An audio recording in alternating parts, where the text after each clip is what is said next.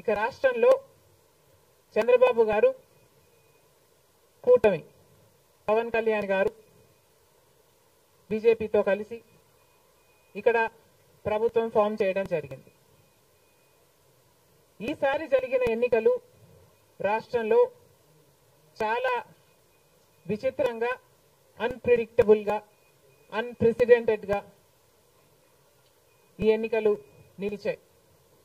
కారణం ఏమిటి అంటే ప్రజలు చాలా డిసిసివ్ గా ఒక నిర్ణయం తీసుకున్నారు. మాకు మార్పు కావాలి అన్న నిర్ణయం ప్రజలు తీసుకున్నారు కాబట్టే ఈ ఎన్నికలు ఒకే డిసిషన్ మీద ఆధారపడి జరిగిన ఎన్నికలు. For Jagan, against Jagan. ఒకటే డిసిషన్ గా ఈ ఎన్నికలు నిలిచాయి. For Jagan or against Jagan. Against Jagan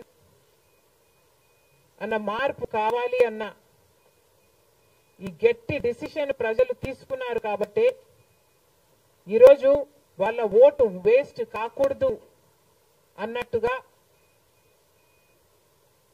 చాలా డిసిసివ్ గా they voted with a vengeance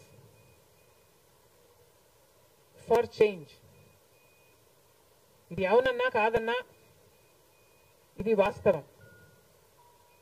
కేవలం అంత గట్టి నిర్ణయం ప్రజలు తీసుకుని మార్పు కావాలి అన్న అంత గట్టి డిసిజన్ తీసుకున్నారు కాబట్టి ఇన్ ద ప్రాసెస్ ఈరోజు కాంగ్రెస్ పార్టీ కూడా అనుకున్న మేరకు పర్ఫామ్ చేయలేకపోయింది.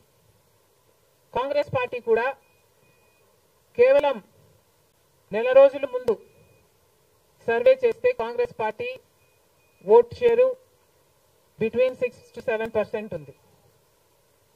దాన్ని మేము కష్టపడి పనిచేస్తే నేనే స్వయంగా 64 కాన్స్టిట్యుయెన్సీల్లో క్యాంపెయిన్ చేయడం కూడా జరిగింది. వీటన్నిటితో కనీసం 8% దాటుతుంది అని కాంగ్రెస్ పార్టీ ధీమాగా ఉంటే అది కూడా జరగలేదు. కారణం ఏమిటి అంటే ప్రజలు చాలా డిసిసివ్ గా వాళ్ళ ఓటు వేస్ట్ కాకూడదు, ప్రభుత్వం ఎలాగైనా మారాలి, మేము మార్చాలి అన్న డిసిషన్ తీసుకున్నారు కాబట్టి ప్రజలు కాంగ్రెస్ పార్టీకి కూడా ఓటు వేయడానికి ఆలోచన చేయడం జరిగింది. ఏది ఏమైనా కాంగ్రెస్ పార్టీ ప్రజల గుండెల్లో స్థానం సంపాదించుకోవడం మొదలుపెట్టింది. ఇది ఇలాగే అంచెలంచెలుగా పెరుగుతూ